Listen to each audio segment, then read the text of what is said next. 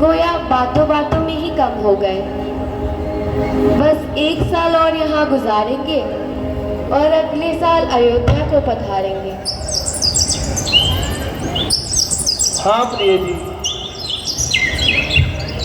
ईश्वर की कृपा से यह दिन अच्छी तरह कट गए और हंसी खुशी में 13 साल बीत गए। अयोध्या में तो भैया हमारा अभी से इंतजार हो रहा होगा। भाई भरत तो स्वामी देखिए ना, कितना सुंदर मृग फिर रहा है।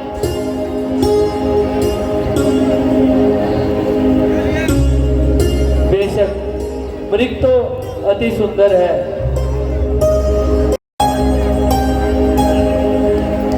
यह मृग मुझे पकड़ दो। कैसा खूबसूरत है, गोया सोने की मूरत है।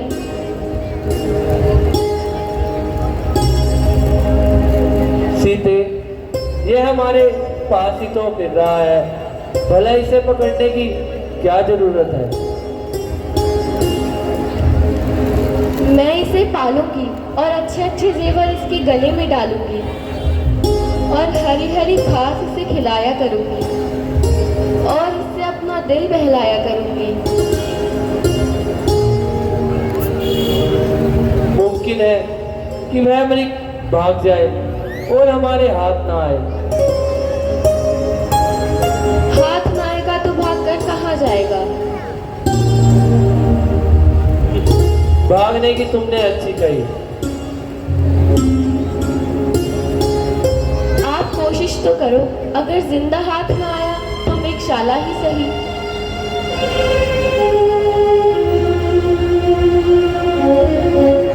अच्छा लक्ष्मण, तुम सावधान होकर जानकी की निगरानी रखना।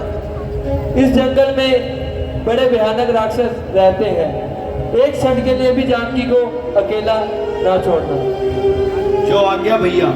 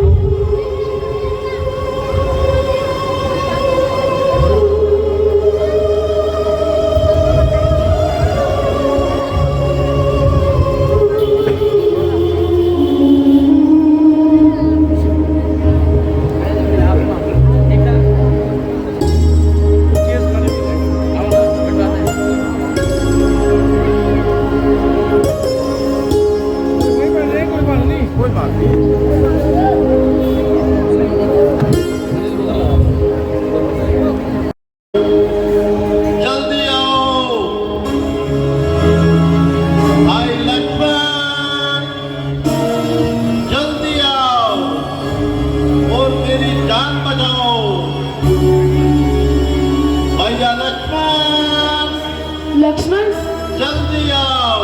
लक्ष्मण, सुनते हो? ये कैसी आवाज आई? हाँ जानता हूँ, किसी ने मेरा नाम लेकर आवाज लगाई।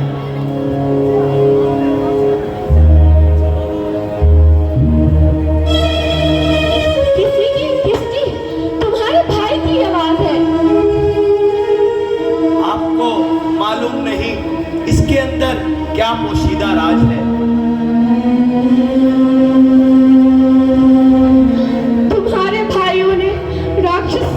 तुम्हारे भाइयों को राक्षसों ने अकेला समझ आत्म पहुंचा होगा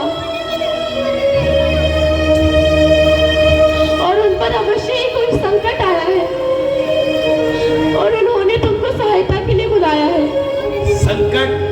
त्रिलोकी नाथ पर संकट, सकल ब्रह्मांड के संकट जो पल में दूर करते हैं, उन पर क्या संकट आएगा जो सबके संकट हरते हैं।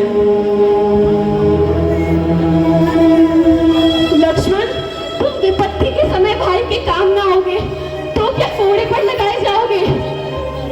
हाय हाय, तुम कितना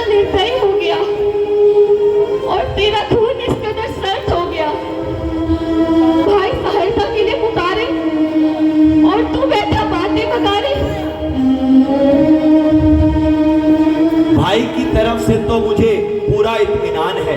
मगर यह तो बताओ, मैं यहाँ से चला गया तो आपका कौन निगहबान है? मुझे यहाँ क्या मौत पड़ रही है? आपको तो यूं ही जिद चढ़ रही है। तुम अभी जाकर भाई की इमदाद कर। मौत मुझको यहाँ कोई खाती नहीं। पासबानी की मेरी जरूरत नहीं। मैं यहाँ से कहीं भागी जाती नहीं। क्षमा कीजिए माते, आज मैं आपकी आज्ञा का उल्लंघन करता हूँ। लक्ष्मण, तुम व्यर्थ ही बहाने बना रहे हो और बेफायदा इधर उधर की बातें सुना रहे हो। मैं तुम्हारे मतलब को खूब जान रही हूँ और देरी से तुम्हारी आंखों को पहचान रही हूँ। तुम धोखा देकर भाई को मरवाना चाहते हो माँ! और मुझे खुद उड़ाना चाहते हो। नहीं, नहीं माँ। अब मालूम हुआ कि तुम्हारा साथ आने का क्या ताल्लुक था और इससे तुम्हारा क्या मतलब था। नहीं माँ। याद रखो कि तुम मेरी तरफ नजर तक नहीं उठा पाओगे और मेरी गर्द तक को ना पा सकोगे।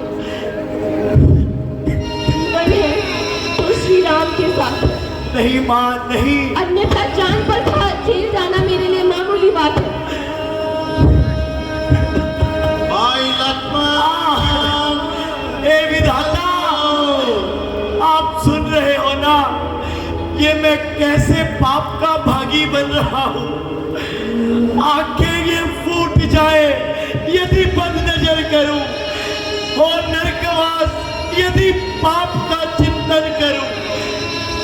दिल में श्रद्धा है आपको माँ जगदम्बा जानकर इन चरणों को पूजता हूँ, माँ सुमित्रा के मानकर। मेरी माता, तुम्हें आज क्या हो गया? किस किस्म की ये बातें सुनाती मुझे? आज दिल में तुम्हारे ये क्या हो गया? बेगुनाह है तोहमत लगाती मुझे। सब करा और धरा मिल गया खाक में, आप बदमाश कहकर बुलाती मुझे।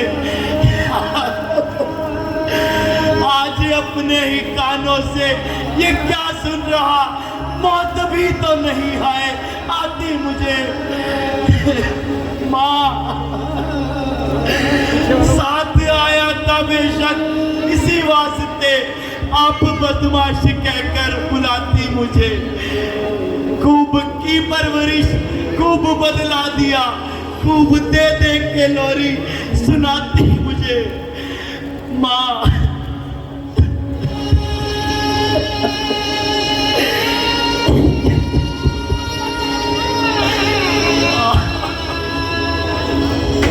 भाई लक्ष्मण, जल्दी आओ, मेरी जान बचाओ। प्राणनाथ, आप किसको बुला रहे हैं? क्यों खामखा इस कदर चिल्ला रहे हैं? यहाँ आपका कौन गवार है जिसे आप भाई समझ रहे हैं? वह पूरा मतलब यार है। नहीं माँ, नहीं। अपनी किस्मत से जियो या मरो, मगर इस भाई से उम्मीद मत करो। मैं औरत जात आपकी और किस तरह से तलवार पकड़कर आपके शत्रुओं से लड़ सकती हूँ। नहीं माँ, नहीं। यह आपकी दासी हर तरह से मजबूर है। हाँ, इतनी बात जरूर है, जीती पाऊंगी, अन्यथा यहीं से अगली विमान पर चढ़ के आपसे पहले स्वर्ग को जाऊंगी और वहां पर भी आपके चरण दबाऊंगी। देवी, वास्तव में यह तुम्हारा कसूर नहीं। आज होनी जरूर कुछ ना कुछ गुल खिलाएगी। निस्संदेह हम पर कोई बड़ी मुसीबत आएगी। जब आपकी जुबान से ऐसे शब्द निकल रहे हैं तो निस्संदेह जरूरी है कि हमारे लिए कोई बड़ा बखेड़ा तैयार हो रहा है। जो पवित्र आत्मा लक्ष्मण की ओर से 13 वर्षों तक पाक रही, आज उसके मुंह से ऐसी बातें नहीं निकलवा दी। यह सब कुछ पावी करवा रही है और आपके मुंह चढ़कर ऐसी बातें बुलवा रही है। बहुत अच्छा, जाता हूं और इस साजिश का पता लगाता हूं। मगर मां, इतनी मेहरबानी करना, मेरे आने तक आप कुटिया से बाहर कदम मत रखना। ऐ पवन देव, तुम साक्षी हो। ऐ पक्षी गणों, गवाह हो तुम। मेरी इस नैया के सूर्य देव, मल्हार तुम्ही। आज्ञा पालन करता हूँ, बस इतना है संतोष मुझे। रघुराही अगर उड़ाना दे तो कह देना निर्दोष मुझे, कह देना निर्दोष मुझे।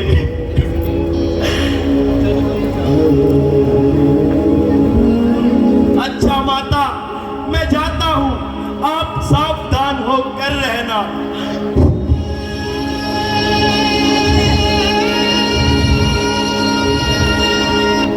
हेलो हेलो,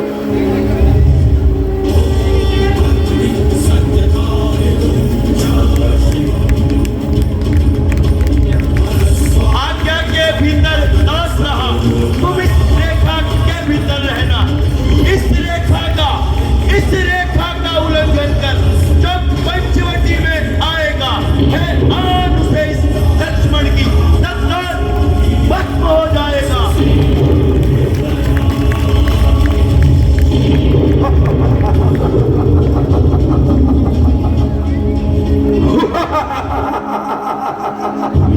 आज आप कौन हैं और कहां से पधारे हैं?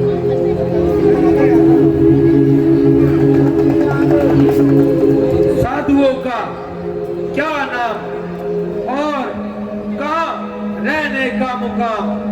जहाँ रात पड़ गई वहीं विश्राम।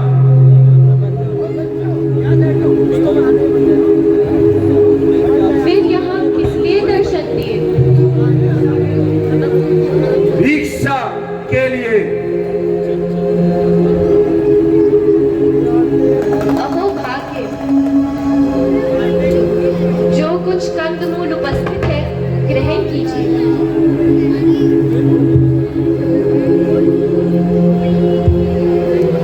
अभी जाती हूँ और आपके लिए कुछ कंदमूल लेकर आती हूँ।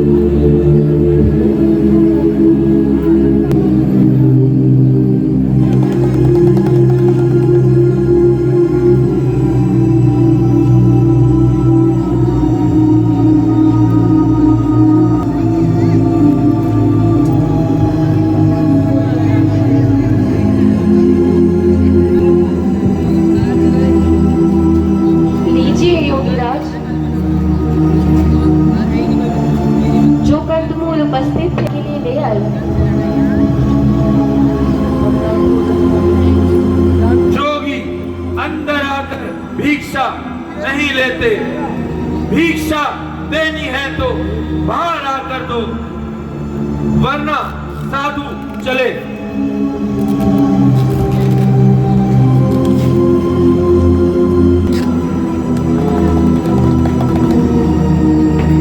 रुकिए रुकिए योगीराज।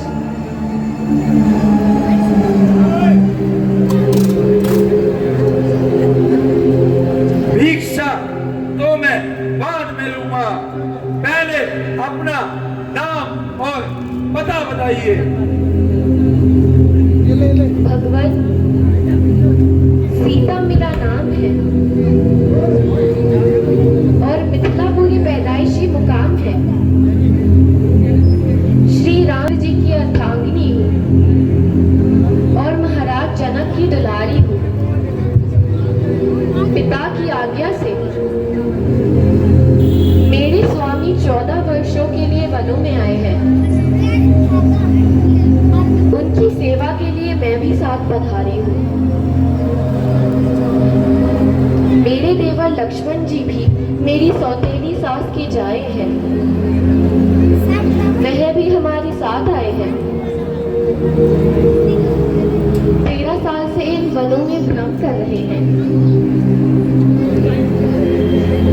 और आप जैसे महात्माओं के उपदेश श्रवण कर रहे हैं। इस वन के तमाम ऋषि मुनियों की हम पर बड़ी मेहरबानी है और यह हमारी राम कहानी है। सुंदरी, तुम्हारी बातें दुनिया से निराली है और मेरे दिल को हिला देने वाली है। यह हुस्न और जवानी जिनके होते हुए तुमने जंगल की खाक छानी, तुम्हारी यह हालत देखकर मेरा दिल पिघल रहा है और कलेजा सीने से निकल रहा है। देवी, तुम तो इस लायक थी कि किसी राजा महाराजा के पास रहती, ना कि इस तरह जंगलों में भटकती फिरती और यूं ही अपनी जिंदगी बर्बाद करती। महात्मन, आपकी जबान से ये शब्द शोभा नहीं देते। मैं बूढ़ी हूँ या जवान,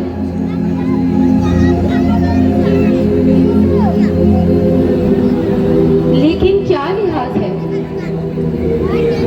हूँ तो आपकी पुत्री के समान। साधु सन्यासियों के लिए ऐसा गुप्तगू करने पर शर्म है, जिसकी वजह से ही मुझे आपके साधु होने भ्रम है।